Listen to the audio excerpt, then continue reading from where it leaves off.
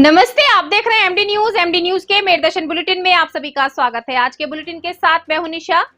मैं आपको बताती चलूं कि आपका अपना मेरदर्शन चैनल मेरठ की ही नहीं, आसपास की सभी खबरें आप तक पहुंचाने का प्रयास करता है। जी हां, मेरदर्शन के जो दर्शक हैं उन तक सभी सच्ची खबरें, क्या मेरठ में चल रहा है, क्या मेरठ के आसपास चल रहा है, वो सभी आप तक पहुंचाने का प्रयास करता है। और सभी दर्शकों का स्नेह हमें इसी तरीके से मिलता रहे, मेरदर्शन यही कामना करता है और सभी का धन्यवाद भी करता है।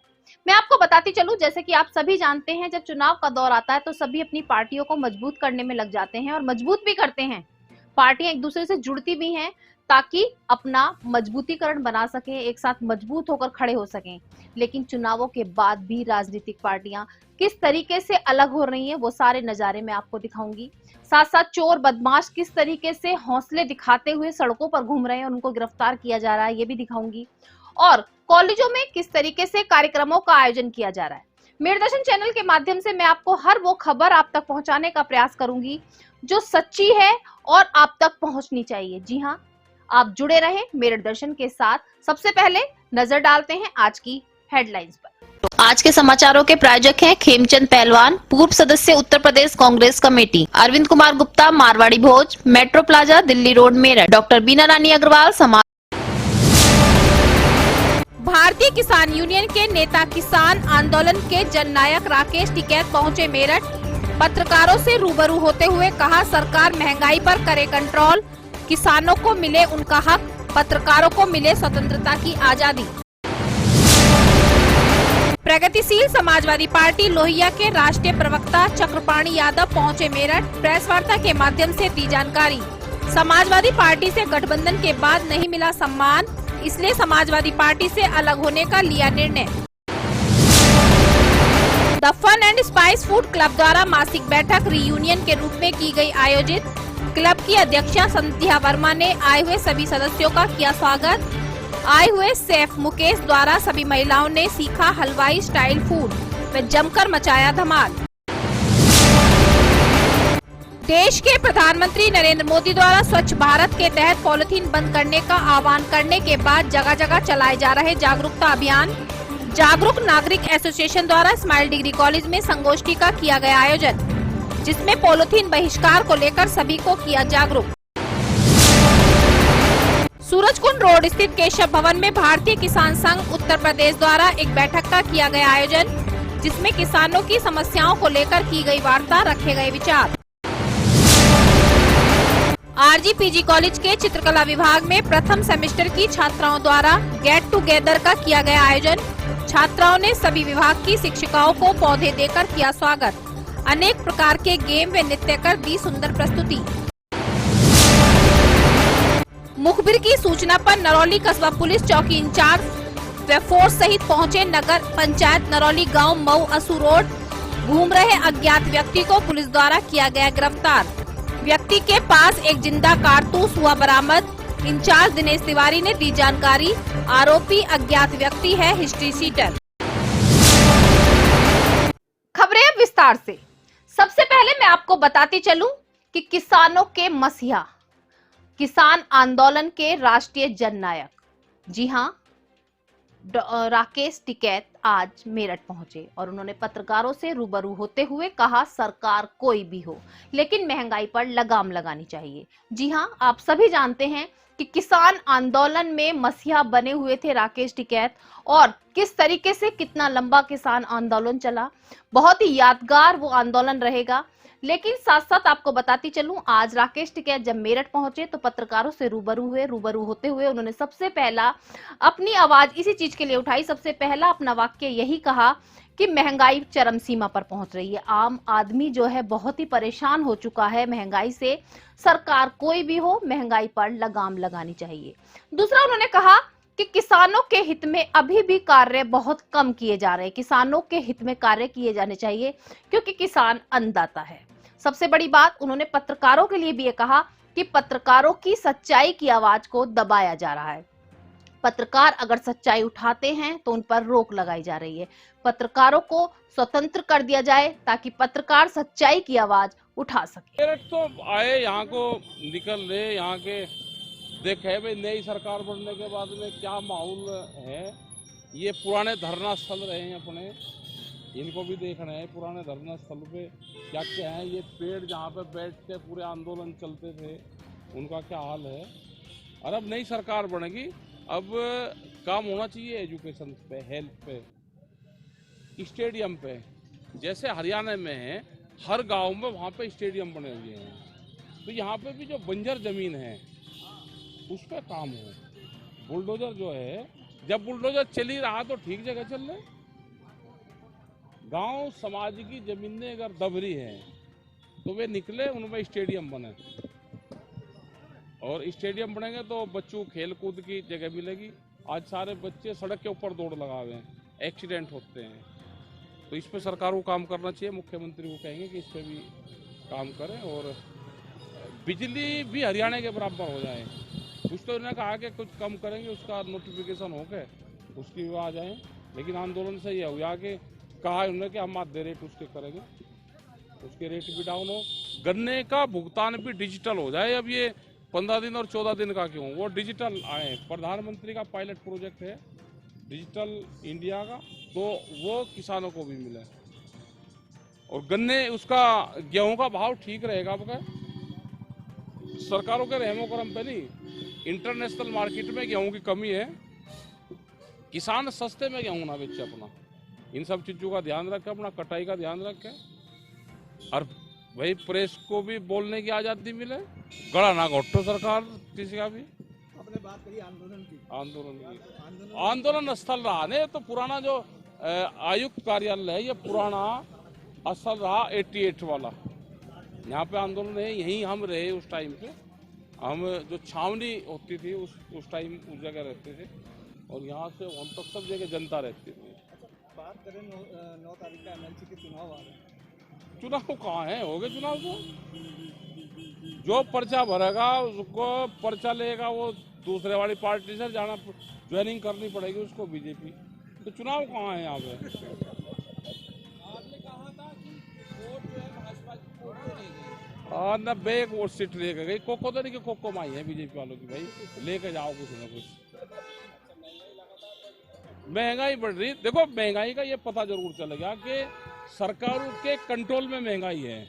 सरकार महंगाई को बढ़ा। चुनाव कोई भी हो, सभी अपनी अपनी पार्टी को मजबूत करने के लिए पूर्ण रूप से जुटे रहते हैं, पूर्ण रूप से कार्य करते हैं और अपनी पार्टी को मजबूत करते हैं।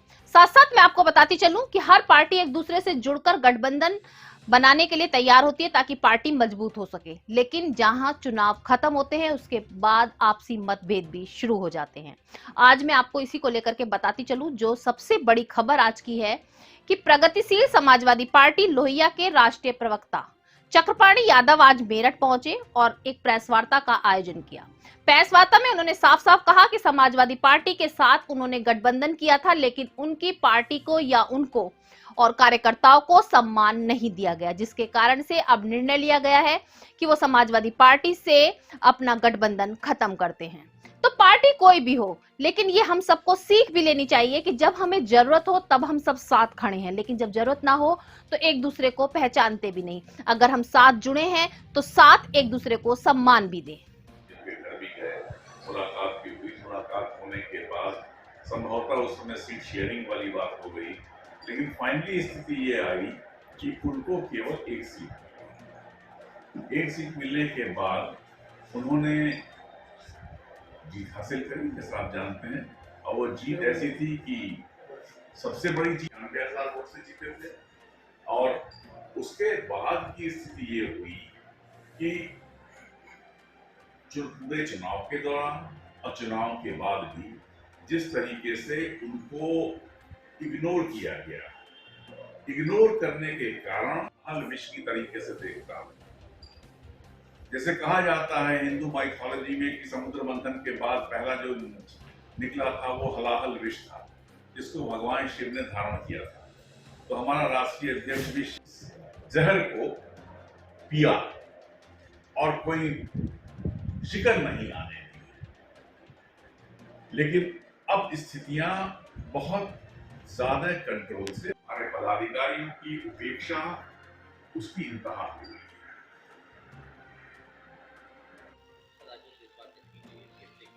आज ये प्रेस वार्ता आप सब पत्रकार भाइयों को अवगत कराने के लिए की गई है कि हमारी पार्टी ने ये निर्णय लिया है कि हम प्रगतिशील समाजवादी पार्टी श्री अखिलेश यादव द्वारा के जो लीड कर रहे हैं समाजवादी पार्टी का गठबंधन, अब उसके हिस्से नहीं रहेंगे। हमारी तरफ से गठबंधन खत्म। आगे की रणनीति बहुत जल्दी आपको बताई जाएगी। जैसे ही कोई डेवलपमेंट होता है आपको अवगत कराया जाएगा। अपमान, उपेक्षा हमारे कार्यकर्ताओं की, हमारे नेतृत्व की जो की गई है, उस कारण से गठबंधन को समाप्त किया जा रहा है। गठबंधन में सब बराबर होते हैं, कोई बड़ा छोटा नहीं होता है। लेकिन जिस प्रकार से हमारे वरिष्ठ नेता, जिनको कि राजनीति का इतना अनुभव है, कितनी बार वो मंत्री रह चुके हैं, 6 बार विधायक रहे हैं, उनकी उपेक्षा तो जब अति हो गई तब ये निर्णय लिया गया है। किसानों की समस्याएं काफी समय से चली आ रही हैं। जी हां, किसानों के बहुत से मुद्दे हैं जिसके लिए किसान बार बार आवाज उठा रहे हैं, लेकिन अभी तक उनकी समस्याएं खत्म नहीं हुई हैं।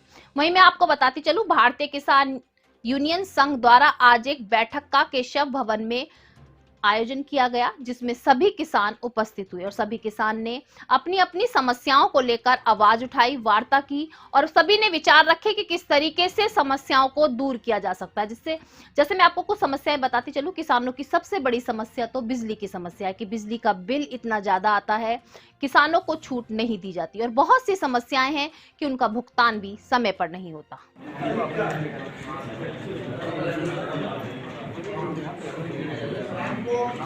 सारी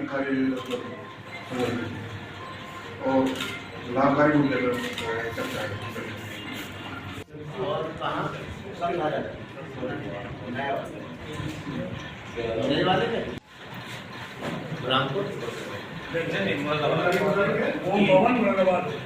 मेरठ प्रांत 14 जिले इसमें आते हैं।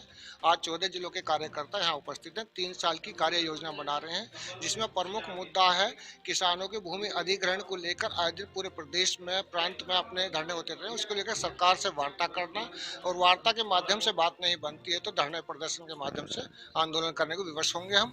दूसरा विधा गेहूँ खरीद, गन्ना भुगतान जो अभी तक नहीं हुआ, सरकार से गन्ना भुगतान के लिए आंदोलन की रणनीति बनाई जाएगी। देश के प्रधानमंत्री नरेंद्र मोदी जी का एक सपना है स्वच्छ भारत। जी हां, और उसी को लेकर के स्वच्छता अभियान भी चलाए जा रहे हैं। स्वच्छता अभियान के तहत बहुत सारे कार्यक्रम किए जा रहे हैं, सभी को जागरूक किया जा रहा है कि हम अपने भारत को स्वच्छ कैसे रख सकते हैं। तो उसके लिए सभी को आगे आना होगा। मैं आपको वही बता रही हूँ कि सभी संस्थाएं अपने अपने तरीके से एक दूसरे को जागरूक करने का प्रयास कर रही हैं। उसी तहत मैं आपको बताती चलूं कि पॉलीथीन के बहिष्कार के लिए भी हमारे देश के प्रधानमंत्री नरेंद्र मोदी ने आह्वान किया। उसी को लेकर के जागरूक नागरिक एसोसिएशन द्वारा आज स्माइल डिग्री कॉलेज में एक संगोष्ठी का आयोजन किया गया, जिसमें पॉलीथीन के बहिष्कार को लेकर के सभी को जागरूक किया गया। पॉलीथीन हमारे लिए कितनी नुकसानदायक है। पॉलीथीन खाली होने के बाद नालियों को जाम कर देती है।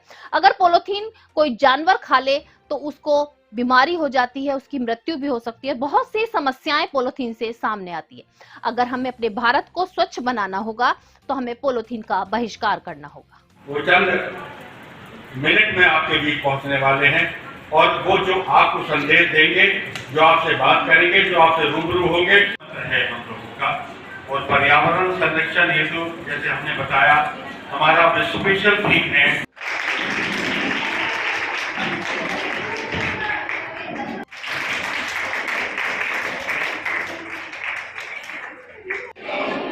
कि आज से सिंगल यूज प्लास्टिक का मेरा मानना है कि मेरा प्रयास भारत ही नहीं पूरे विश्व में पर्यावरण संरक्षण में सहायक होगा। जय हिंद। सिंगल यूज प्लास्टिक का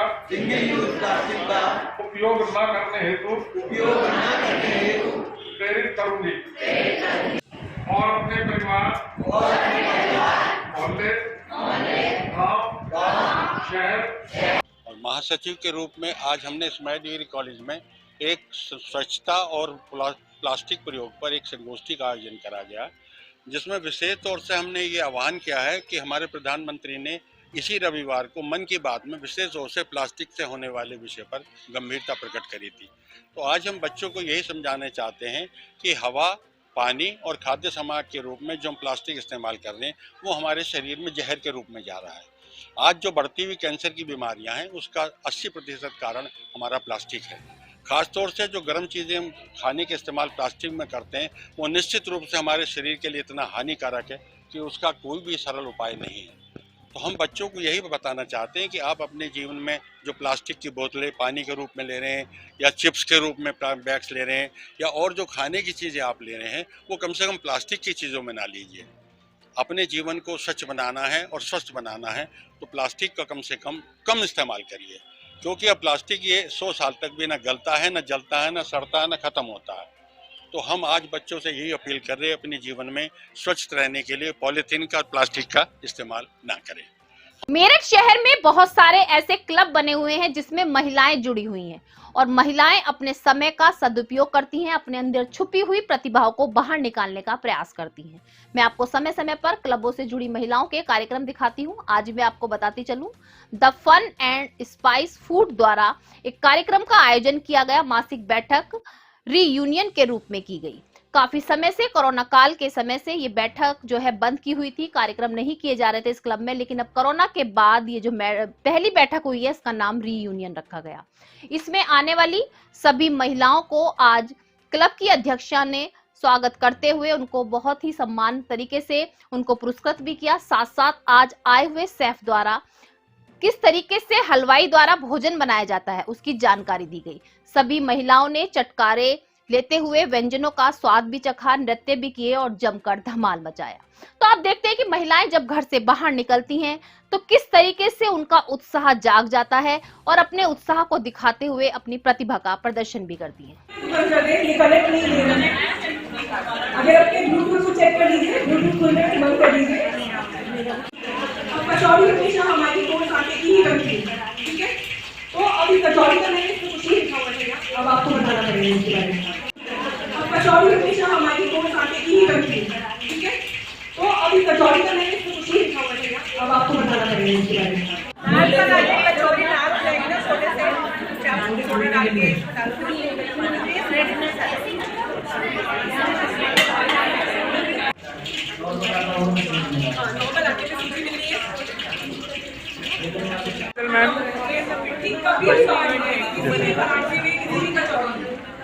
भर के रखने के लिए आपका सिंपल सा टिप कोई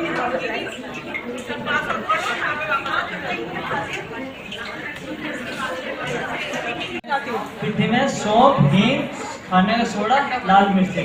फिर से बोलो भैया। हींग, सौंफ।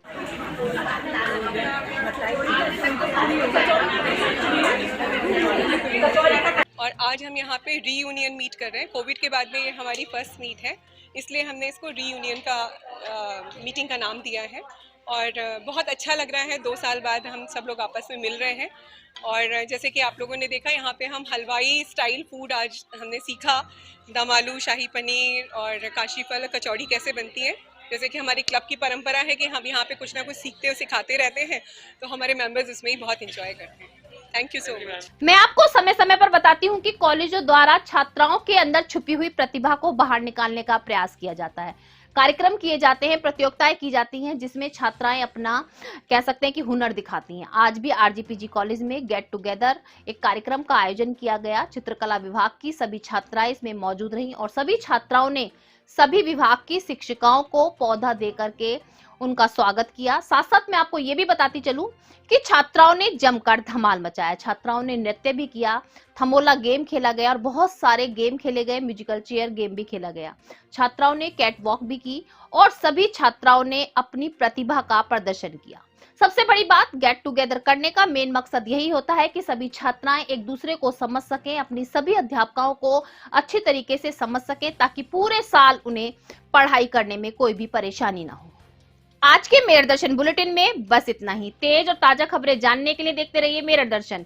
यदि आप भी हमारे साथ जुड़ना चाहते हैं या स्पेशल बुलेटिन बनवाना चाहते हैं तो नीचे दिए गए नंबर पर संपर्क करें और सब्सक्राइब करें एमडी न्यूज मेरठ।